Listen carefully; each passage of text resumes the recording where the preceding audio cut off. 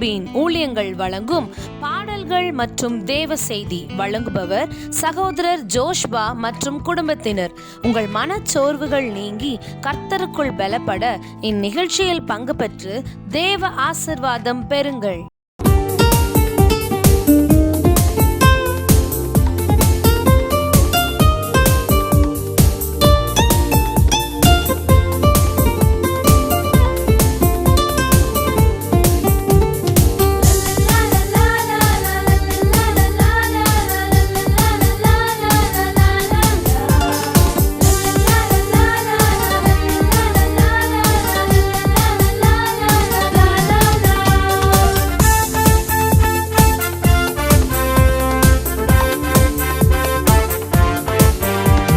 స్తోత్రం స్తోత్రం స్తోత్రం స్తోత్రం స్తోత్రం యేసుదేవా, స్తోత్రం స్తోత్రం స్తోత్రం స్తోత్రం స్తోత్రం తుది ఉమకే, స్తోత్రం తుది ఉమకే.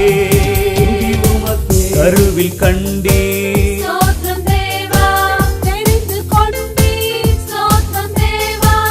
என்னை அழைத்தீ உந்தனின் சேவை செய்ய தேவா, அல்லேலூயா. ஸ்தோத்ரம் ஸ்தோத்ரம் ஸ்தோத்ரம் ஸ்தோத்ரம் ஸ்தோத்ரம் యేసుదేవா, ஸ்தோத்ரம் ஸ்தோத்ரம் ஸ்தோத்ரம் ஸ்தோத்ரம் ஸ்தோத்ரம் துதி உமக்கே தேவா, ஸ்தோத்ரம் துதி உமக்கே.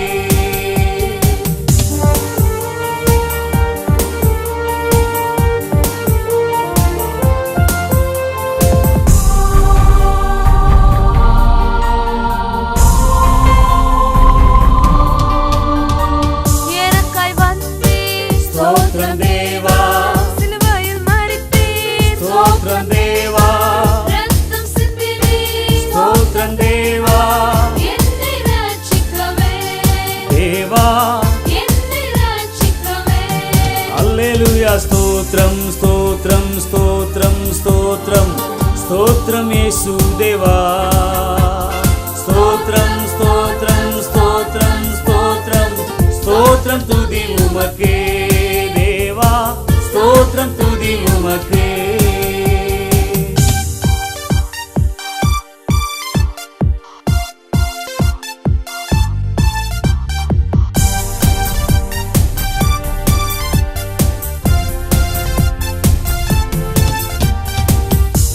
எழுந்தீ ஸ்தோத்ரம் தேவா, பரலோகம் சென்றீ ஸ்தோத்ரம் தேவா, வரங்களை அளித்தீ ஸ்தோத்ரம் தேவா, உமக்கென்று வாழ்ந்திடவே தேவா, உமக்கென்று வாழ்ந்திடவே.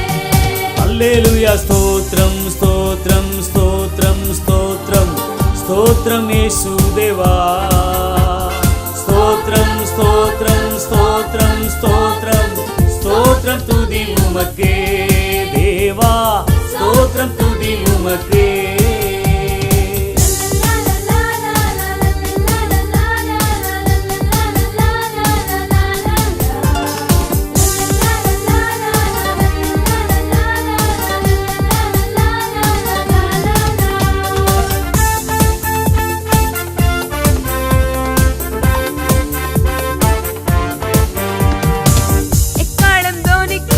స్తోత్రం దేవా, தூதர்கள் சூழ స్తోత్రం దేవா, மறுபடி வருவி స్తోత్రం దేవா, பரலோகம் கொண்டு செல்ல தேவா, பரலோகம் கொண்டு செல்ல. அல்லேலூயா. స్తోత్రం స్తోత్రం స్తోత్రం స్తోత్రం స్తోత్రం యేసుదేవా, స్తోత్రం స్తోత్రం స్తోత్రం స్తోత్రం స్తోత్రం తుది ఉమకే దేవా, స్తోత్రం తుది ఉమకే దేవా, స్తోత్రం తుది ఉమకే దేవా, స్తోత్రం తుది ఉమకే.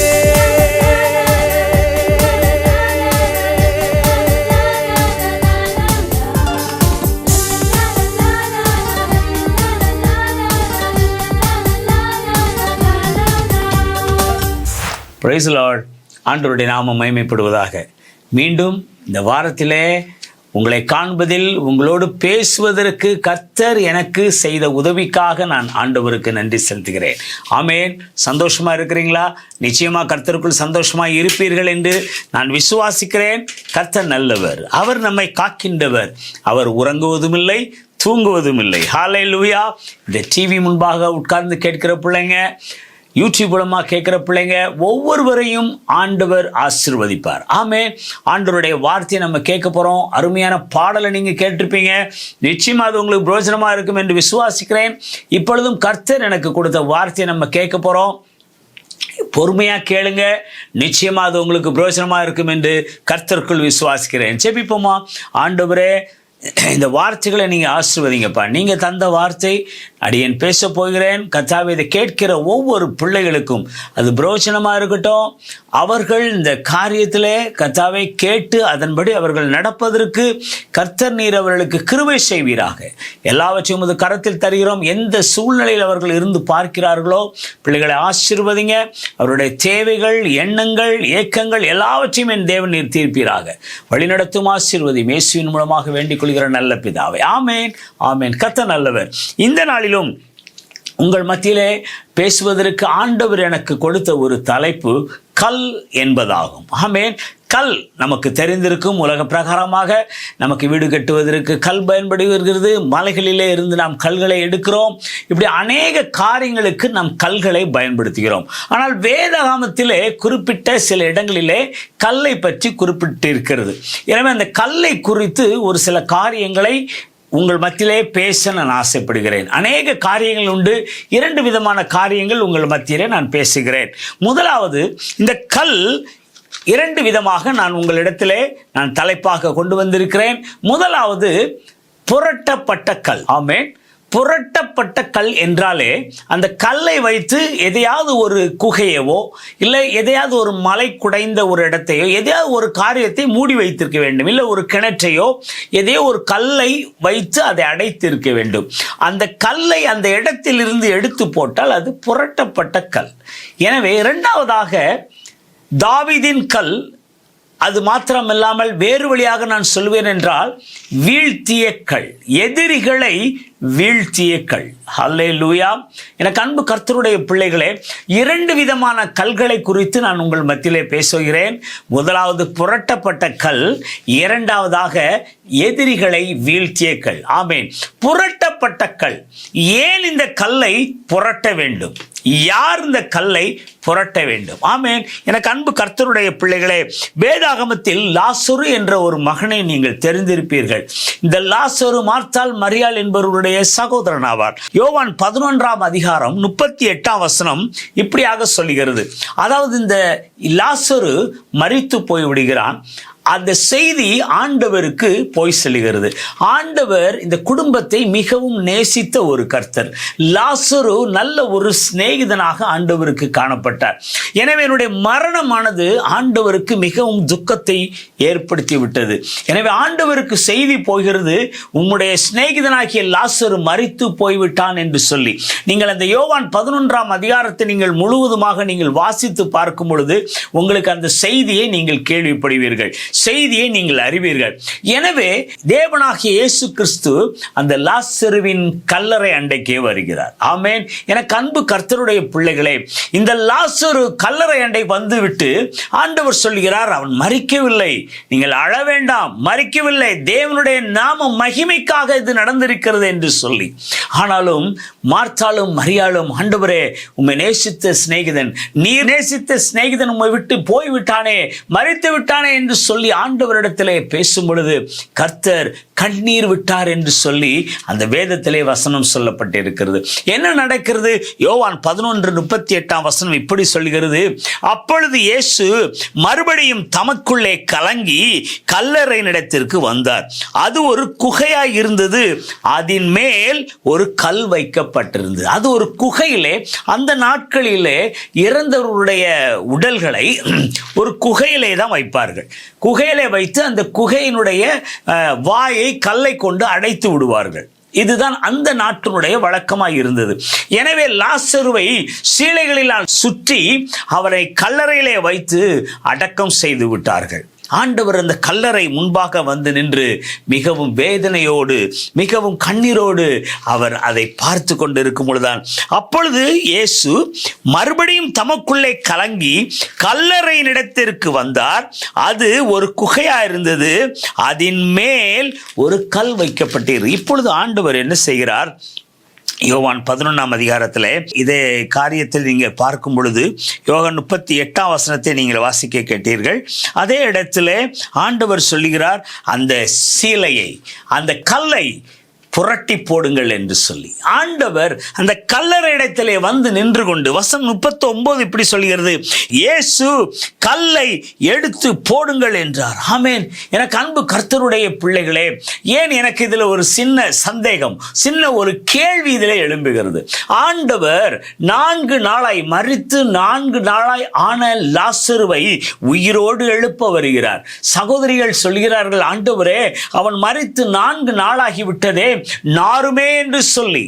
ஆமென். எனக்கு அன்பு கர்த்தருடைய பிள்ளைகளே, ஒரு நாற்றம் அடிக்கின்ற ஒரு உடலை ஆண்டவர் உயிரோடு எழுப்ப வருகிறார், உயிரோடு எழுப்ப வருகிறார். ஆனால் அந்த ஆண்டவருக்கு இந்த கல்லை புரட்ட முடியாதா? இந்த கல்லை நீ தள்ளி போ என்று சொன்னால் இந்த கல் தள்ளி போய்விடும் அல்லவா? ஆனால் ஆண்டவர் என்ன சொல்கிறார்? அங்கு நிற்கிற ஜனங்களை பார்த்து சொல்கிறார், இந்த கல்லை புரட்டி போடுங்கள் என்று சொல்லி. எனக்கு அன்பு கர்த்தருடைய பிள்ளைகளே, இதன் மூலம் ஆண்டவர் எனக்கு கற்றுக் கொடுத்த ஒரு பாடம் என்ன தெரியுமா? அந்த குகையிலே, அந்த குகையினுடைய வாயை கல்லால் மூடி வைத்திருக்கிறார்கள்.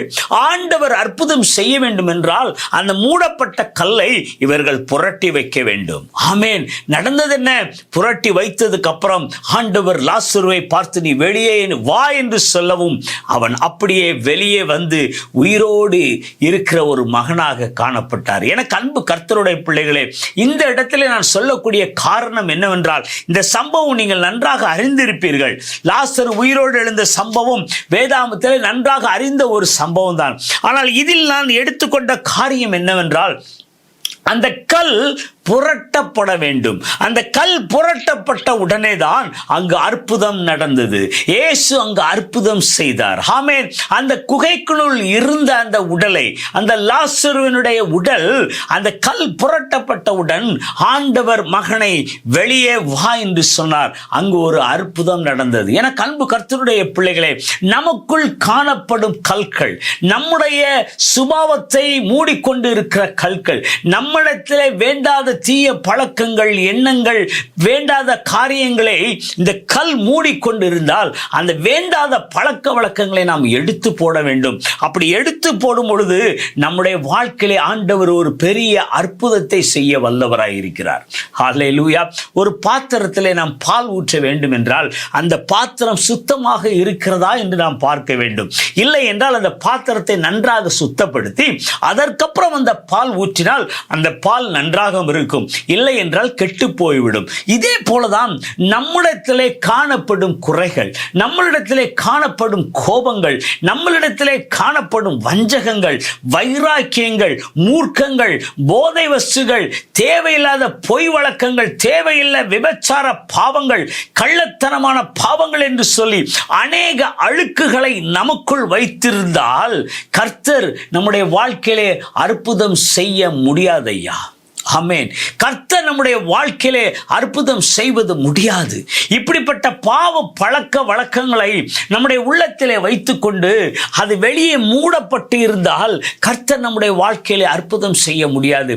எனவே இப்படிப்பட்ட பாவ வழக்க வழக்கங்களை மூடி வைத்திருக்கிற கல்லை, இப்படிப்பட்ட பாவ வழக்கங்கள், போதைக்கு அடிமையாக இருக்கிற காரியங்கள் எல்லாவற்றையும் நாம் எடுத்து தூரப்படும் பொழுது, நாம் புரட்டி தள்ளும் பொழுது ஆண்டவர் நம்முடைய வாழ்க்கையில ஒரு பெரிய அற்புதத்தை செய்ய வல்லவராயிருக்கிறார். எனக்கு அன்பு கர்த்தருடைய பிள்ளைகளே, கர்த்தர் நம்முடைய வாழ்க்கையில் அற்புதம் செய்ய வேண்டும் என்றால் நம் வாழ்க்கையிலே காணப்படும் அசுத்தங்கள் அகற்றப்பட வேண்டும்.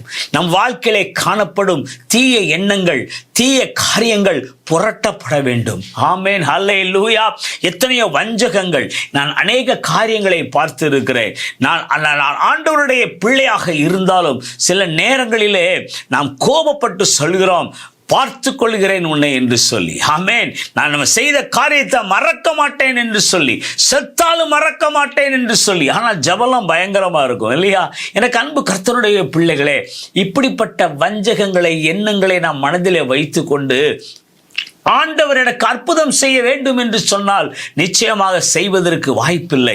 எனவே நம்மிடத்திலே காணப்படும், உன்னுடைய அகத்திலே காணப்படும், சொல்லுவாங்க இல்லையா, உன்னுடைய அகம் எப்படி இருக்கிறதோ அதே போலதான் உன்னுடைய முகம் மலரும் என்று சொல்லி. ஆமே, அகத்தின் அழகு முகத்தில் தெரியுமாம், உலக பழமொழி இல்லையா? உன்னுடைய அகம் நன்றாக இருந்தால், உன் அகம் கரையில்லாதபடி, மாசு இல்லாதபடி இருந்தால் அவை முகத்தில் மலரும். ஆமேன். அன்பு தேவ ஜனமே, இப்படிப்பட்ட காரியங்களிலிருந்து நாம் விடுதலை பெற வேண்டும். ஆமென். தேவையற்ற தேவையற்ற கற்கள் நம்முடைய வாழ்க்கையில் அற்புதம் செய்யாதபடி அது மூடி வைத்து இருக்குமானால் நாம் அதை எடுத்து போட வேண்டும். ஆமென். அதை புரட்டி தள்ள வேண்டும். இயேசுவே, என்னுடைய வாழ்க்கையில நீங்க வாங்க ஆண்டவரே. ஆண்டவரே, என்னுடைய வாழ்க்கையில நீங்க அற்புதம் செய்வீராக ஆண்டவரே. என் வாழ்க்கையில் வறுமை இருக்கிறதப்பா, என் வாழ்க்கையில் தீராத வியாதி இருக்கிறது ஆண்டவரே. எத்தனையோ வருடங்களாய் நான் வேதனைப்பட்டு கொண்டு இருக்கிறேன். என் குடும்பத்திலே ஒரு வளர்ச்சி இல்லையப்பா. என் குடும்பத்திலே வாங்குற சம்பளங்கள் எல்லாம் ஒன்றுமில்லாமல் போய்விடுகிறது. 10ஆம் தேதி வரும்பொழுதே என் கையில் ஒன்றுமில்லை.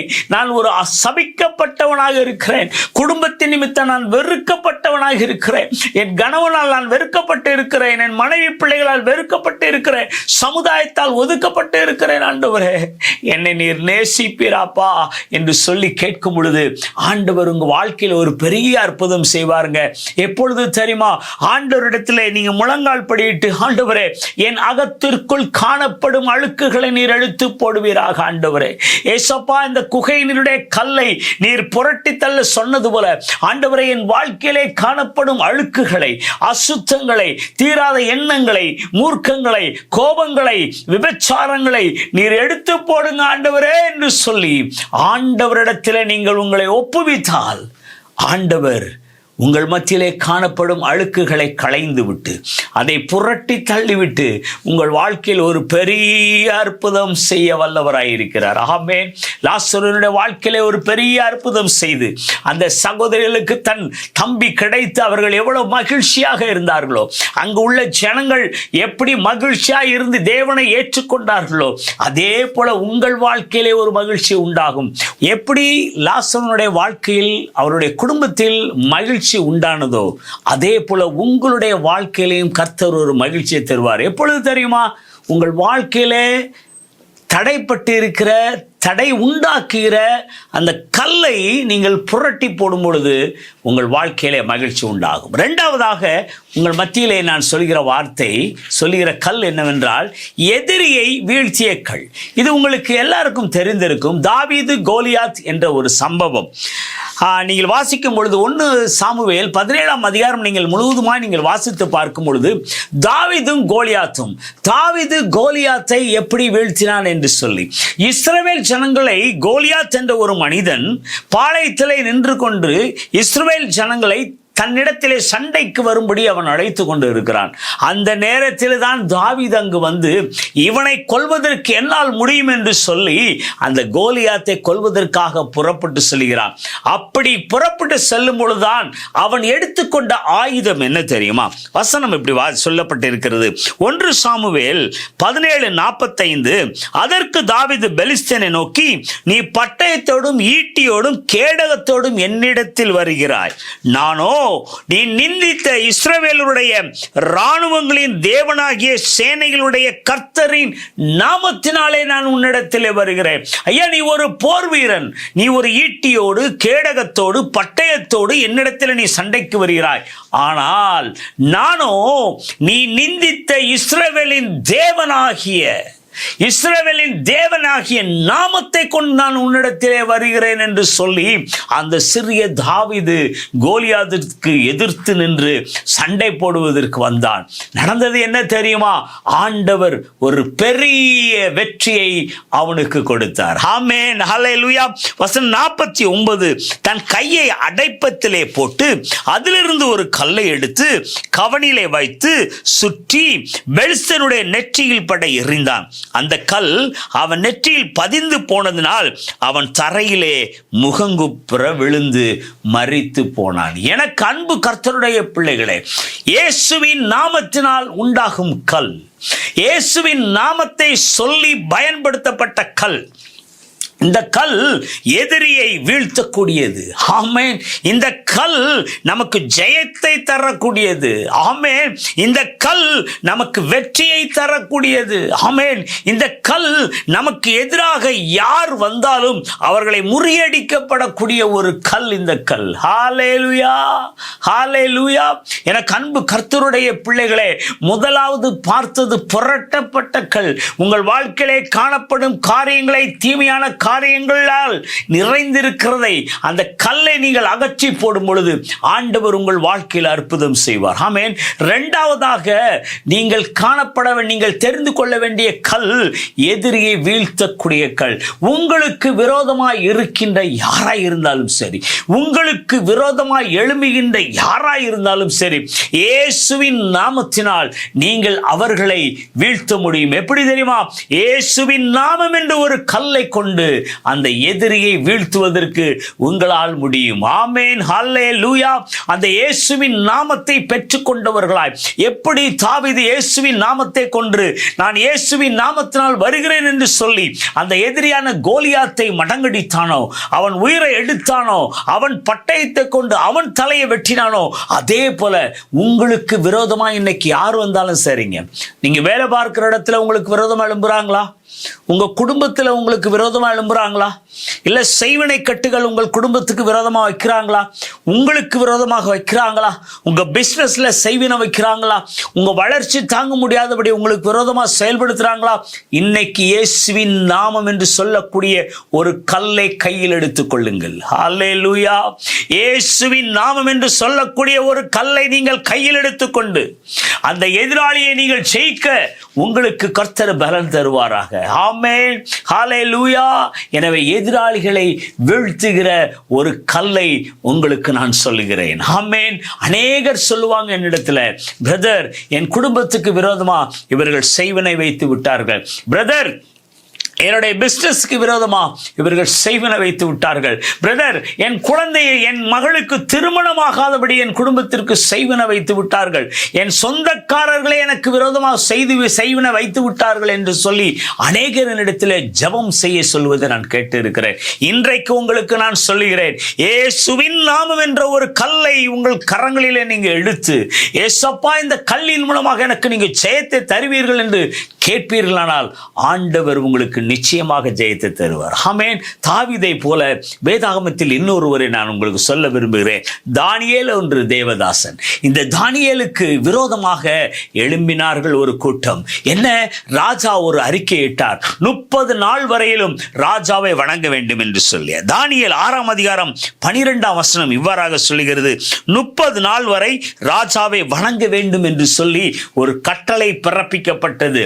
ஆனால் தானியேலோ வென்றால் பலகணி திறக்க ஆண்டவரை நோக்கி ஜெபிக்க ஆரம்பித்தான். ஆமென், ஹல்லேலூயா. வசனம் 16 சொல்லுகிறது, அப்பொழுது ராஜா கட்டளையிட்ட தானியேலை கொண்டு வந்து அவனை சிங்கங்கள் கபியிலே, எப்படி ராஜாவை வணங்காதவர்களை சிங்க கபியிலே போட வேண்டும் என்று ஒரு சட்டம் பிறப்பிக்கப்பட்டது. அந்த அதிகாரத்தை நீங்கள் வாசித்து பாருங்கள்.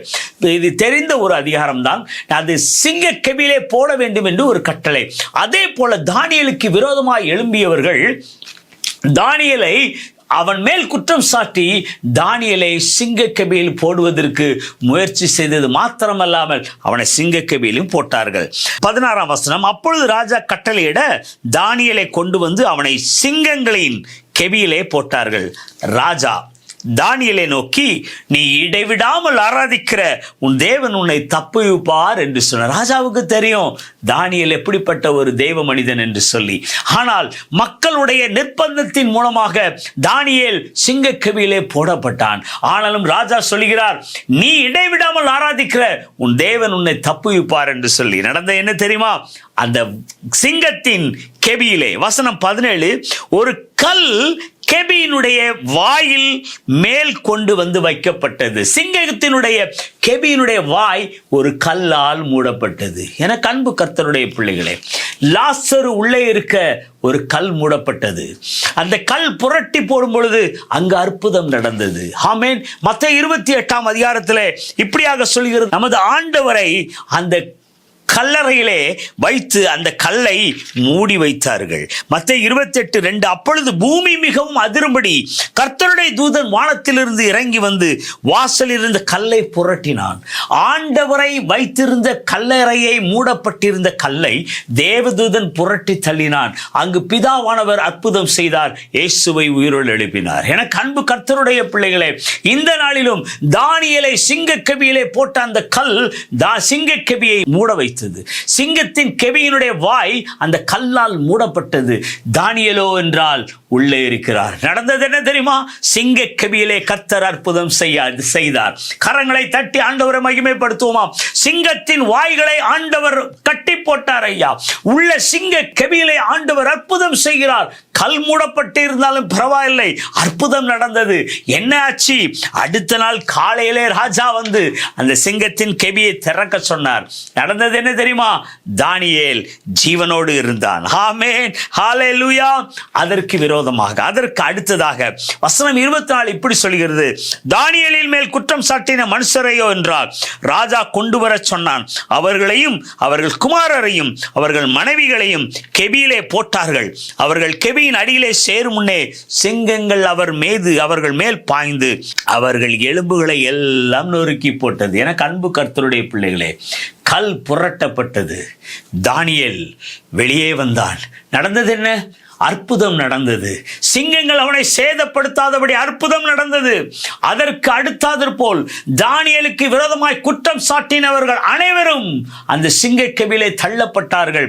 சிங்கத்தின் கீழே வருவதற்கு முன்பாக, அவர்கள் சிங்கக்கெபியிலே கீழே போவதற்கு முன்பாக சிங்கங்கள் அவர்களுடைய எலும்புகளை நொறுக்கி போட்டது என்று வேதம் சொல்லுகிறது. ஆமென். எனக்கு அன்பு கர்த்தருடைய பிள்ளைகளே, கல் புரட்டப்படும் பொழுது உங்கள் வாழ்க்கையிலே அற்புதம் நடக்கும். ஆமென். கல் புரட்டப்படும் பொழுது உங்கள் வாழ்க்கையிலே அற்புதம் நடக்கும். இயேசு என்ற நாமத்தினுடைய கல் உங்கள் கையில் இருக்கும் பொழுது உங்களுக்கு ஜெயம் உண்டாகும். ஆமென், ஹல்லேலூயா. யாரையா அந்த கல்? ஆமென். கடைசியாக உங்கள் மத்தியிலே சொல்ல வருகிறது, யார் அந்த கல்? நம் ஆண்டவராகிய இயேசுதான் அந்த கல். ஆமென். அப்போஸ்தலர் 4ஆம் அதிகாரம் 11 இப்படி சொல்லுகிறது, வீடு கட்டுகிறவர்களாக உங்களால் அற்பமாய் எண்ணப்பட்ட அவரே மூளைக்கு தலைக்கல்லானார். ஆமென். நம்மளை ரட்சிக்க வந்த ஆண்டவரை இந்த சமுதாயம் வெறுத்தது. ஜனங்கள் வெறுத்தார்கள். அவரை சிலுவையிலே அறைந்தார்கள். ஆனால் நடந்தது என்ன தெரியுமா? அவர் மூலமாக தான் ரட்சிப்பு வந்தது. அந்த இயேசுவின் மூலமாக தான் ரட்சிப்பு வந்தது. பாவிகளுக்கு ரட்சிப்பு வந்தது. ஆமென். சந்தோஷம் வந்தது, சமாதானம் வந்தது. ஹல்லேலூயா. வசனம் 12, அவராலே அன்றி வேறு ஒரு ரட்சிப்பு இல்லை. நாம் ரட்சிக்கப்படும்படிக்கு வானத்தின் கீழங்கும் மனுஷருக்குள்ளே அவருடைய நாமமே அல்லாமல் வேறொரு நாமம் கட்டளையிடப்படவில்லை என்று சொல்லி வேதம் சொல்லுகிறது. ஆமென். எனக்கு அன்பு கர்த்தருடைய பிள்ளைகளே, யார் அந்த கல்? இயேசுதான் அந்த கல். ஆமென், ஹல்லேலூயா. அந்த கல் மூலமாக தான் நமக்கு ரட்சிப்பு. அந்த கல்லாகிய நம்முடைய இயேசு, அந்த கண்மலையாகிய நம்முடைய இயேசு மூலமாக தான் நமக்கு அந்த ரட்சிப்பு. ஹல்லேலூயா. எதிரிகளை ஜெயிப்பது அவருடைய நாமம் என்ற ஒரு கல். ஆமென். அந்த கல் நம்முடைய வாழ்க்கையிலே வரும் பொழுது ஒரு பெரிய மகிழ்ச்சி உண்டாகிறது ஐயா. இயேசு என்ற கண்மலை நம்முடைய வாழ்க்கையில ஈடுபடும் பொழுது ஒரு பெரிய மகிழ்ச்சி உண்டாகிறது, ஒரு பெரிய சந்தோஷம் உண்டாகிறது. ஆமென். 2 சாமுவேல் 22:32 இப்படி சொல்லுகிறது, கர்த்தரை அல்லாமல் தேவன் யார்? நம்முடைய தேவனே அன்றி கண்மலை யார்? 47 இவ்வாறாக சொல்லுகிறது, கர்த்தர் ஜீவன் உள்ளவர், என் கண்மலையானவர், ஸ்தோத்திரிக்கப்படுவராக, என் ரட்சிப்பின் கண்மலையாகிய தேவன் அவரே. ஆமென். கண்மலை அவர்தான். ஹல்லேலூயா. அந்த கண்மலையாகிய இயேசுவை, அந்த கண்மலையா எல்லாராலும் ஒதுக்கப்பட்டு வந்த, நமக்காக பாடுபட்டு சிலுவையில் அறையப்பட்டு மரித்து ஒரு சொட்டு இரத்தம் கூட இல்லை, தன்னுடைய சொந்த ஜனங்களால் வெறுக்கப்பட்டு நமக்காக ரட்சிப்பை அருள வந்த அந்த இயேசுவால் தான் நமக்கு ஒரு நிரந்தர சந்தோஷம் உண்டு, ஒரு நிரந்தர சமாதானம் உண்டு, ஒரு ரட்சிப்பு உண்டு. ஆமென். அவராலே அன்றி நமக்கு ரட்சிப்பு இல்லைங்க. அவராலே அன்றி நமக்கு ரட்சிப்பு இல்லைங்க. இன்னைக்கு நமக்கு சந்தோஷம் சமாதானம் இருக்குன்னா அது அவரால் தான். அந்த பரலோக ராஜ்யத்தில் உங்களுக்காக எனக்காக அவர் காத்து கொண்டு இருக்கிறார். ஆமென். அந்த கல்லாகிய இயேசுவை நீங்கள் இறுக பற்றிக் கொள்ளுங்கள், உங்கள் வாழ்க்கையில் ஜெயம் உண்டாகும். அந்த கல்லாகிய இயேசுவை நீங்கள் இறுக பிடித்துக் கொள்ளுங்கள், எதிராளிகளிலிருந்து உங்களுக்கு ஜெயம் உண்டாகும். சத்துருவை நீங்கள் எளிதில் ஜெயிக்கக்கூடிய அவருடைய நாமமாகிய கல்லை நீங்கள் பெற்றுக்கொள்ளுங்கள். அவர் உங்களுக்கு கண்மலையும் ரட்சிப்பும் அரணும் கோட்டையுமாய் இருப்பார். ஆமென். அதே போல உங்கள் வாழ்க்கையிலே காணப்படும் தேவையில்லாத கற்களை நீங்கள் எடுத்து விடுங்கள். ஒரு உதாரணத்தை நான் சொல்லுகிறேன். எங்கள் வீட்டில் இதை பார்த்துருக்கிற அரிசியை அவர்கள் எங்கள் அம்மா புடைக்கும் பொழுது, என் மனைவி புடைக்கும் பொழுது அந்த அரிசியில் உள்ள கற்கள், வேண்டாத தூசிகள் எல்லாவற்றையும் அவர்கள் எடுத்து போட்டு விடுவார்கள். காரணம், அப்பொழுதுதான் அந்த அரிசி சுத்தமாக காணப்படுகிறது. இதே போலதான் நம்மளுடைய வாழ்க்கையில் காணப்படும் தேவையில்லாத கல்லை நீங்கள் புரட்டி தள்ளி போடுங்கள். அந்த இயேசுவின் நாமமாகிய இயேசுவை நீங்கள் பெற்றுக்கொள்ளுங்கள். அந்த கல்லை நீங்கள் பெற்றுக்கொள்ளுங்கள். ஆண்டவர் உங்கள் வாழ்க்கையில் ஒரு பெரிய சந்தோஷத்தை, ஒரு பெரிய சமாதானத்தை உங்களுக்கு தருவார். ஹல்லேலூயா. மீண்டும் உங்களுக்கு சொல்லுகிறேன், உங்கள் தேவையில்லாத காரியங்களை நீங்கள் புரட்டப்பட்ட கல் போல நீங்கள் எடுத்து விடுங்கள். அதே போல நீங்கள் எதிரிகளை வீழ்த்தக்கூடிய இயேசு என்ற நாமமாகிய கல்லை நீங்கள் பெற்றுக்கொள்ளுங்கள். கர்த்தர் உங்கள் வாழ்க்கையில் ஒரு பெரிய ஜெயத்தை தருவார். உங்களுக்கு விரோதமாய் எழும்புகின்ற யாராய் இருந்தாலும் சரி, அவர்களை ஆண்டவர் நொறுக்கி போட சித்தம் உள்ளவராயிருக்கிறார். ஆமேன், ஆமேன். கல் புரட்டப்படட்டும். உங்கள் வாழ்க்கையில் ஒரு பெரிய அதிசயத்தையும் அற்புதத்தையும் ஆண்டவர் செய்வார். கல்லை எடுத்து போடுங்க, உங்கள் வாழ்க்கை ஜொலிக்கும் என்பதிலே எந்த சந்தேகமும் இல்லை. ஜெபிப்போமா? ஆண்டவரே, பிள்ளைகளை ஆசீர்வதிங்கப்பா. கேட்ட வார்த்தைகளை நீங்கள் ஆசீர்வதிங்கப்பா. ஆண்டவரே, இதுவரை எப்படியோ எனக்கு தெரியாது ஆண்டவரே, ஆனால் அவர்களுடைய வாழ்க்கையிலே தேவையில்லாத கற்கள் எது இருந்தாலும் ஆண்டவரே அதை நீர் புரட்டி தள்ளி போடுவீராக. பிள்ளைகளுடைய வாழ்க்கையில் ஒரு பெரிய அற்புதத்தை நீங்கள் செய்யுங்க ராஜா. ஒரு பெரிய அற்புதத்தை செய்யணும் அந்த குடும்பத்திலே. கர்த்தாவே, இந்த நாளிலே இந்த டிவி முன்பாக, இந்த யூடியூப் முன்பாக கேட்கிற ஒவ்வொரு பிள்ளைகளுக்கும் இருக்கிற எந்த பிரச்சனையாக இருந்தாலும், அவர்களுக்கு விரோதமாய் யார் எழும்பி வந்தாலும், என் தேவன் இயேசு என்ற நாமமாகிய கல்லை அவர்கள் கையில் எடுத்து ஜெயம் பெற நீர் கிருபை செய்வீராக ஆண்டவரே. ஜெயத்தை கொடுப்பீராக, அற்புதத்தை காண செய்வீராக ஆண்டவரே. இந்த நாள் முதல் இந்த குடும்பத்தில் ஒரு அற்புதம் நடக்கட்டும் ஆண்டவரே. ஏசப்பா, வறுமை நீங்கட்டும் ஆண்டவரே. பிசினஸ்ல ஒரு பெரிய அற்புதம் நடக்கட்டும் ஆண்டவரே. குழந்தை பாக்கியம் இல்லாதவர்களுக்கு ஒரு குழந்தையை கொடுப்பீராக ஆண்டவரே. வியாதியிலே கஷ்டப்படுறவர்களுக்கு வியாதியிலே நல்ல சுகத்தை கொடுப்பீராக ஆண்டவரே. கர்த்தாவே, வருமானம் இல்லாதவர்களுக்கு வருமானத்தை கொடுங்க ஆண்டவரே. திக்கற்ற பிள்ளைகளின் தெய்வம் நீர். திக்கற்ற பிள்ளைகளுக்கு கர்த்தர் நீர் துணையாய் இருப்பீராக. நீரே கண்மலையாயும் ரட்சிப்புமானவர் ஆண்டவரே. பிள்ளைகளை நீர் ரட்சிப்புகளை வளர்த்தி நல்ல ஒரு சந்தோஷத்தையும் நிரந்தர சமாதானத்தை நீர் கொடுப்பீராக ஆண்டவரே. இயேசுவாகிய கல்லை தன் குடும்பத்தில் அவர்கள் பெற்றுக்கொள்ள கர்த்தர் கிருபை செய்யுங்க ஆண்டவரே. கேட்கிற ஒவ்வொரு பிள்ளைகளையும் நீங்க ஆசீர்வதிங்க, பலப்படுத்துங்க. அவர் தேவைகளை நீங்கள் சந்திங்க ராஜா. ஆசீர்வதிங்க. கர்த்தர் பெரிய காரியங்களை செய்யுங்க. இயேசுவின் மூலம் வேண்டிக்கொள்ளுங்க நல்ல பிதாவே. ஆமேன். கர்த்தர் நல்லவர். உங்களுக்காக ஜெபிக்கணும்னா அந்த டிஸ்பிளே இருக்க நம்பருக்கு ஃபோன் பண்ணுங்க. உங்களுக்காக ஜெபிக்கிறோம். கர்த்தர் உங்களுக்கு வாழ்க்கையில் ஒரு பெரிய அற்புதத்தை செய்வார் என்பதில் ஒரு சந்தேகமும் இல்லை. ஆண்டவர் விட்டுறாதீங்க, ஆண்டவரை விட்டுறாதீங்க. கேருபின் ஊழியங்களுக்காக ஜெபித்துக் கொள்ளுங்க. உங்களுக்காக நாங்கள் ஜெபிக்கிறோம். கர்த்தர் நல்லவர். God bless you all. God bless you. தொடர்புக்கு 9794343354 மற்றும் 9443186521. மேலும் தொடர்புக்கு நம்பர் 12 ஜெபமாளிகை தெரு, பாளையங்கோட்டை, திருநெல்வேலி மாவட்டம். மாலை 8:30 மணி அளவில் ஜீவன் காஸ்பல் டிவி மற்றும் அதன் யூடியூப் சேனலிலும், செருபம் மினிஸ்ட்ரீஸ் யூடியூப் சேனலிலும் கண்டு தேவ ஆசீர்வாதம் பெறுங்கள்.